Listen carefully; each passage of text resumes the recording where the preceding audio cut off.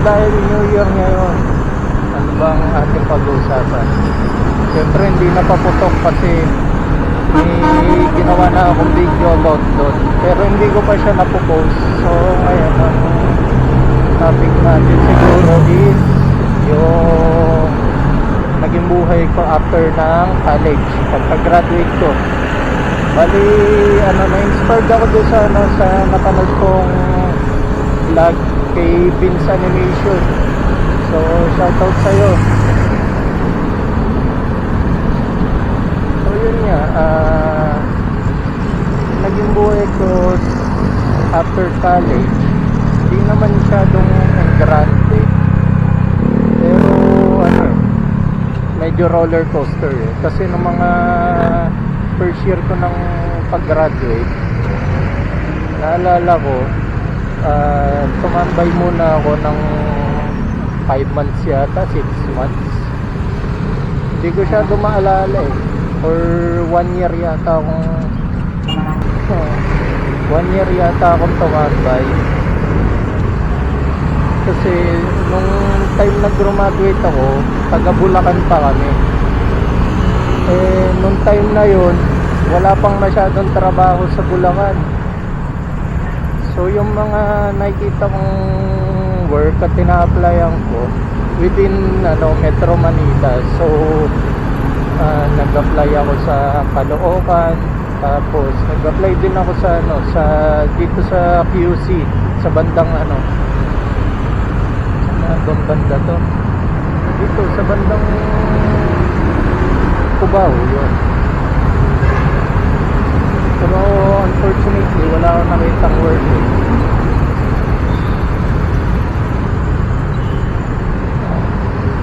Hirap na, traffic na.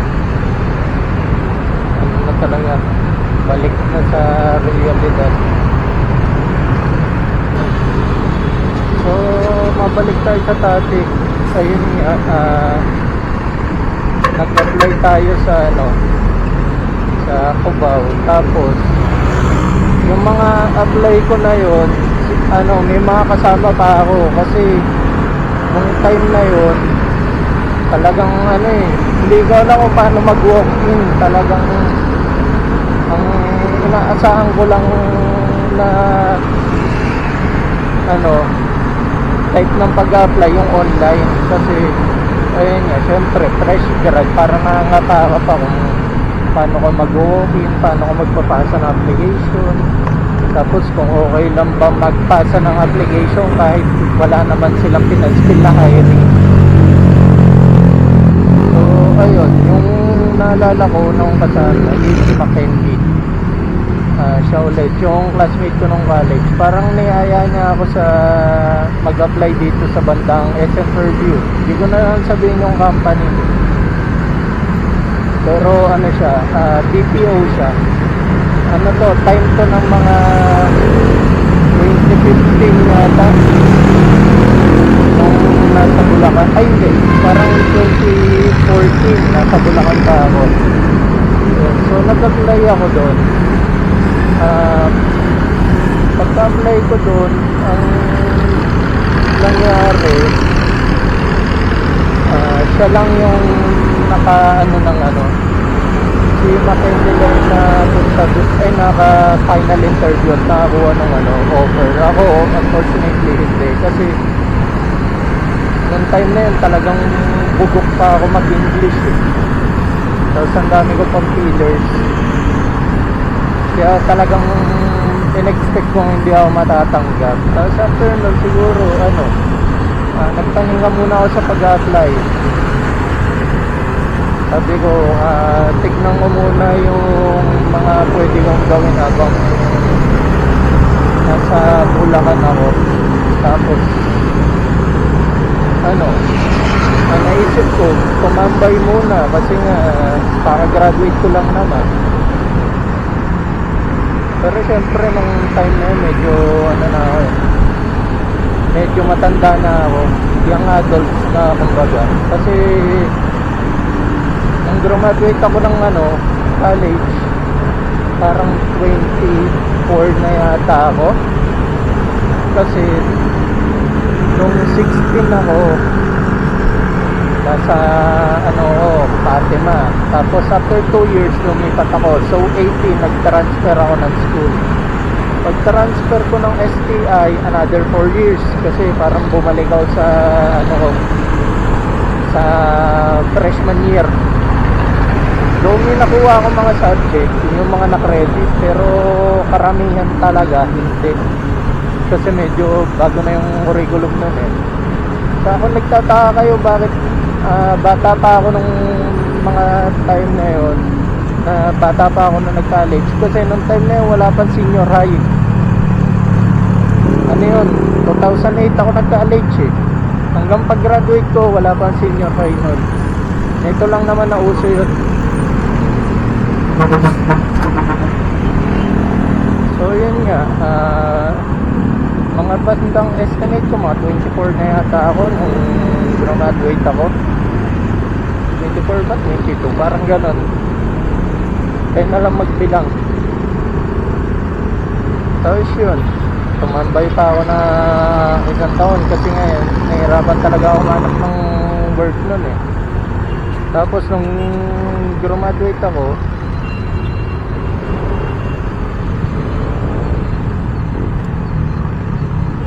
marunong naman ako marunong naman ako mag-code nun, pero hindi yung coding na kabisado. Kumbaga pag nagko-code ako dati talagang nagka-copy paste ako, tapos minomodify ko na lang kung ano siya papasok doon sa ano namin, thesis namin dati sa mga project ko. Pero yun talagang ako yung magsisimula nung code from the start. Hindi ko alam ko lang siyang buuin, yung mga codes na pinagsama-sama, pero hindi ko alam kung paano siya isimulan ng i-type. So buti naman nakagraduate pa rin ako kahit paano. So mabalik tayo, yun nga, tumambay ako ng isang taon. Tapos nalipat kami sa nalipat ako sa Commonwealth. Bali doon na kami tumira, mga bandang 2015 yata to kung hindi ako nagkakamali. Tapos nag-apply ulit ako.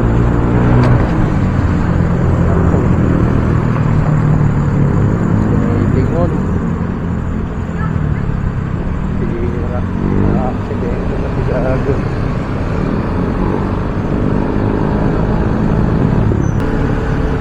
So ayun nga, pagkalipat namin ng Quezon City, nag-apply ulit ako.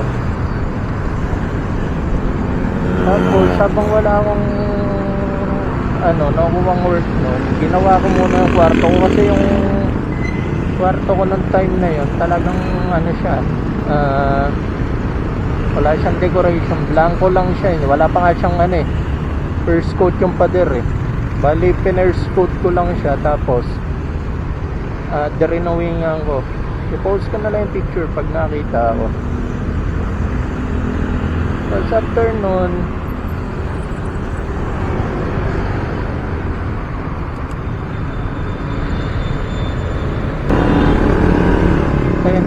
nung pagkatapos kong gawin yung kwarto ko, drawingan ko na yung pader, nag-apply na ulit ako. Tapos kasama ko na itong time na to si Alpon, kasi lang siya, taga Batasan lang noon time. Bali niyaya niya ako, mag-apply kami, BPO ulit sa dito naman sa banda yan, sa Ortigas. Ayun, siguro pwede mong sabihin yung company dito kasi hindi naman ako natanggap dito sa 24/7.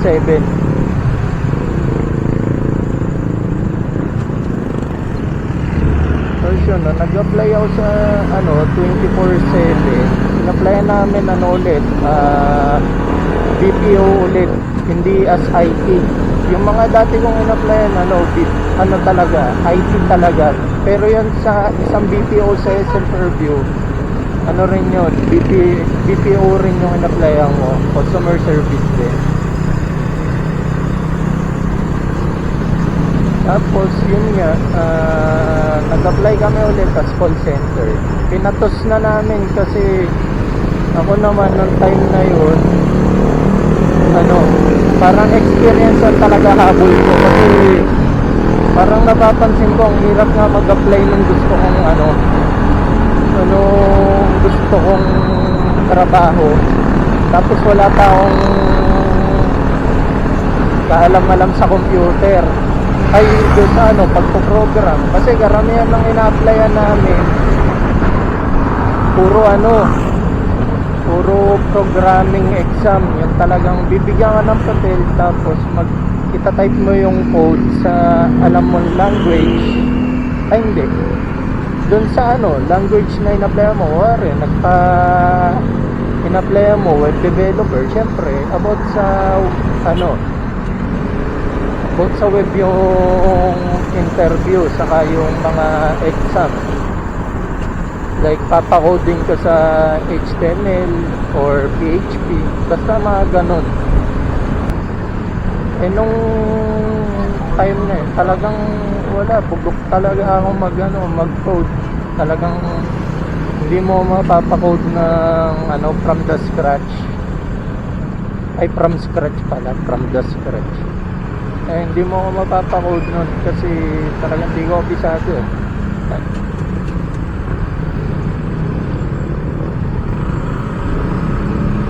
Saka nung time na nag-graduate ako, wala akong alam sa PHP. So tinatanggal ko yun sa mga ina-applyan ko. Pag nag-apply ako, tinitignan ko lang VB.net kasi yun lang yung alam kong coding ay machine language ba yun? Basta yun lang alam kong ang kabisado kong language. Tapos ayun nga, nag-apply kami sa BPO.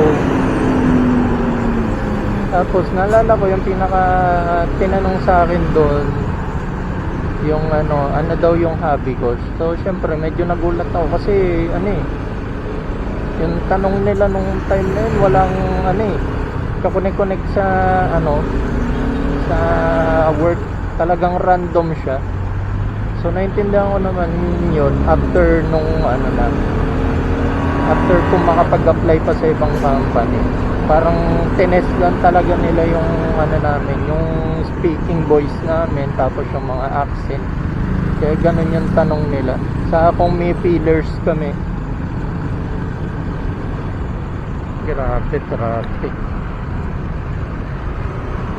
Tapos after nun ayun, wala pa rin swerte. Parang napatambay ulit ako nun ng ilang buwan, mga 2. Tapos nung time na yun, may in-applyan ako sa show, software engineer naman. Though kahit wala akong alam sa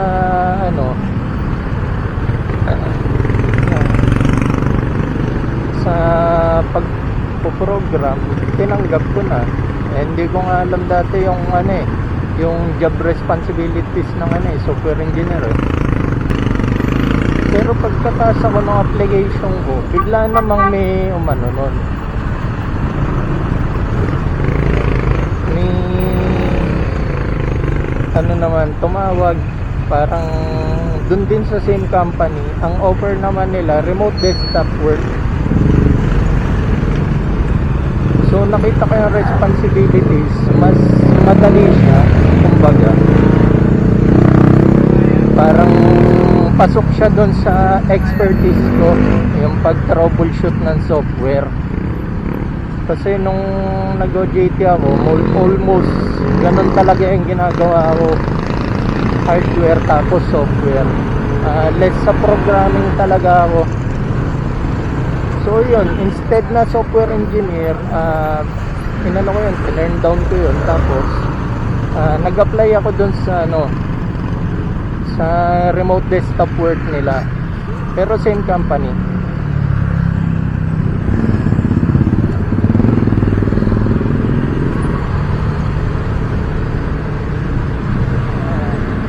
Traffic na 6:52.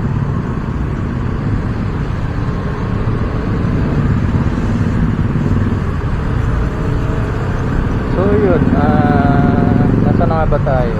Yung nag-apply ko dun sa as a remote desktop. Eto, nag-solo na ako nito, nag-grind na ako ng pag-apply nito. Kumiwalay na ako, hindi na ako naghihintay ng mga kasama.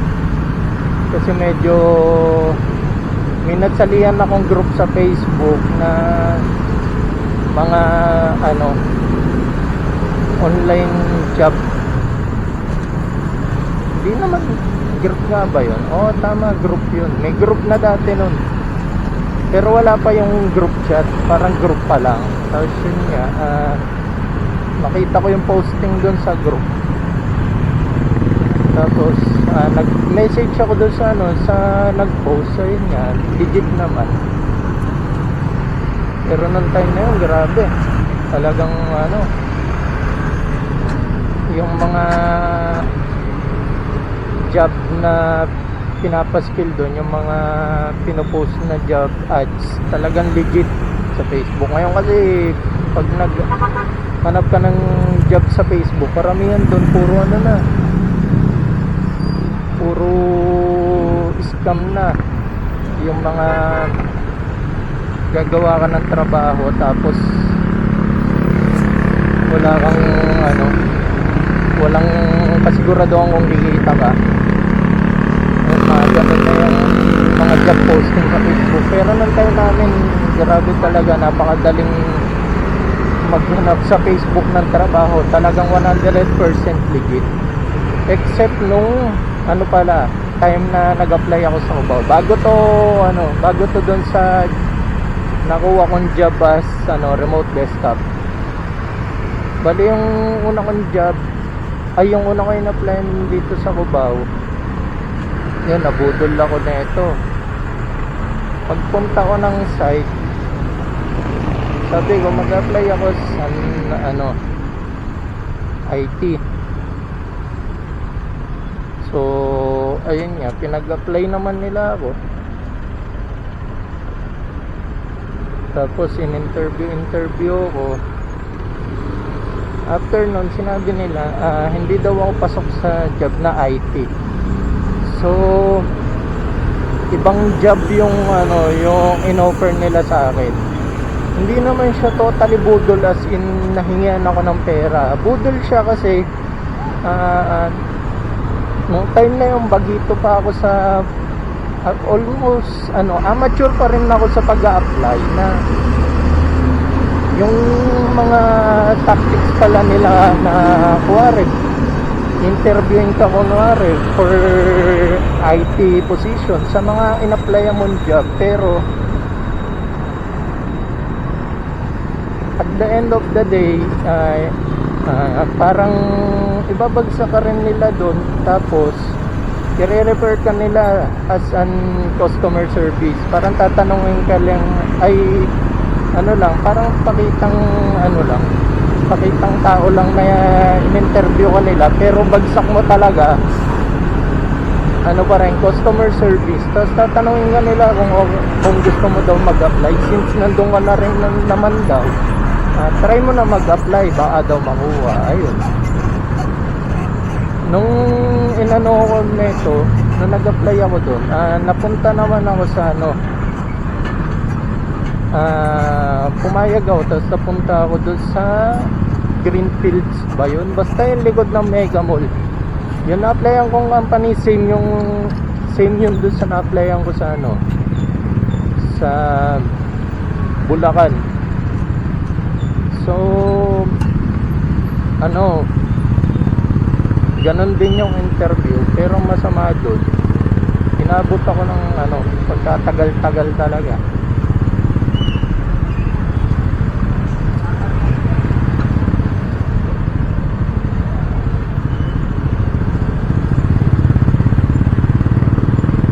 Yan, inabot ako dito ng ano, ng madaling araw.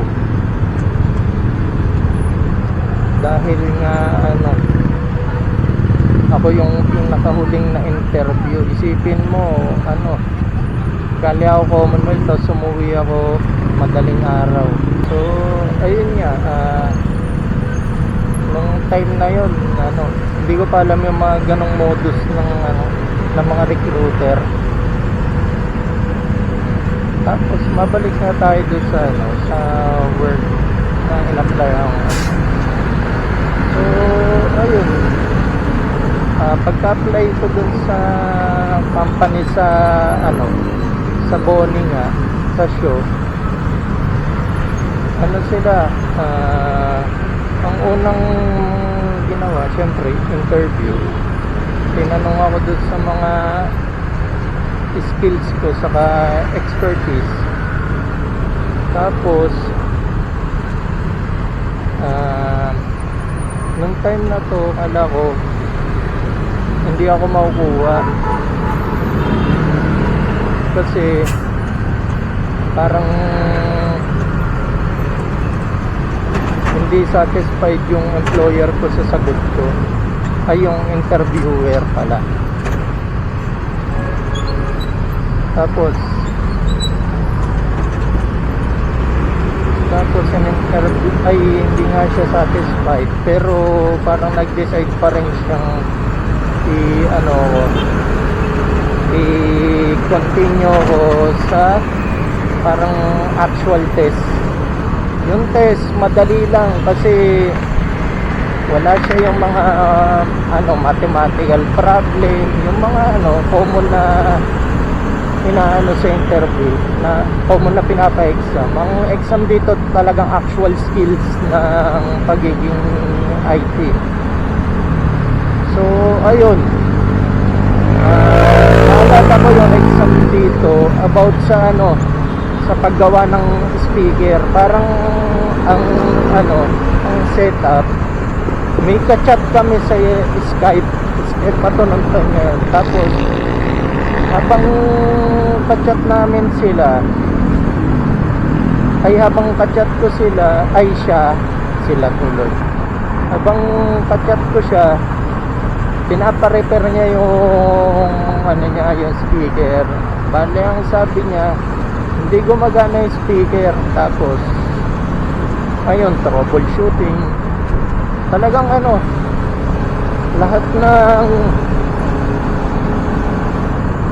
ng sinasabi ko, parang sinasabi niya hindi gumagana. Parang inuubos niya yung option ko. Buti na lang ng time na yun, medyo talagang fresh pa lahat ng natutunan ko sa OJT. Kala ko nga babagsak ako kasi parang ang nangyari, diba, troubleshoot na may last step na muntikan ko nang hindi masabi. Parang sabi ko, we're all out of option. Tapos naalala ko nung patapos na, sabi ko, can you try this one? Tapos ayun, gumana. Hindi ko na maalala kung ano yung exact kong sinabi nun, pero yun, troubleshooting steps din. Tapos yun, sabi niya gumana na daw. Pero syempre, alam naman nating wala siya talagang tinatry gawin. Basta alam lang niya yun, kasi syempre sa 19, alam mo yung mga ganong pics, parang yan yung parang yan yung last steps yata para gumana. Ayun, buti nagawa ako, kasi kung hindi ko nagawa yun, malamang sa malamang hindi rin ako matatanggap.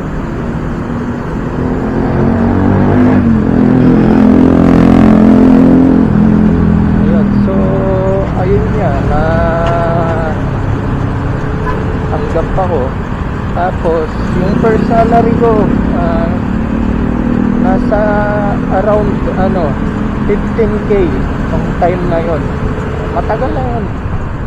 Parang ano pa, 2015 pa tayong salary na yun. Pag wala kang absent within 6 months na nandun ka sa company, may another 6K ka. Parang yun yung pinaka-allowance. Pero dapat wala kang absent, saka wala kang late para makuha mo. Pag nagka-absent ka kahit 1 minute, ano ka na, tanggal ka na dun sa allowance na yun. So, ayun. Medyo okay naman yung experience ko dun. Tapos, yun nga lang, kaya ako nawala dun kasi magdi-dissolve na yung yung account. So, kailangan naming talaga i-let go. Pero bago yun,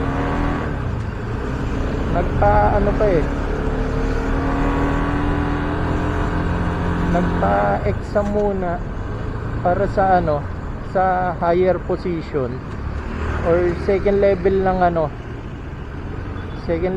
support.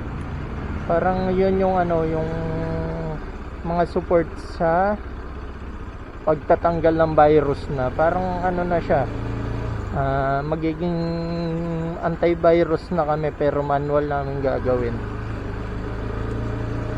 Tapos yung pumasa ako sa namin, sa batch namin, hindi naman sa pagmamayabang, ako talaga yung pumasa talaga ako doon. Parang ako lang kasi yung mga kasama ko parang pinagtripan lang yung exam kaya nila pinagtripan kasi alam nila matatanggal na rin, na rin kami, madidissolve na rin kami, mawala na rin kami ng work ng time na yun. So yun, natanggap nga ako. Tinanong kung gusto ko magstay. Syempre nung time na yun, bata pa, naisip ko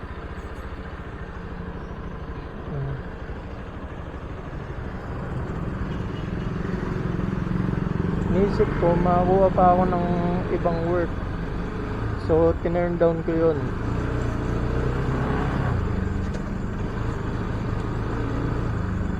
Siguro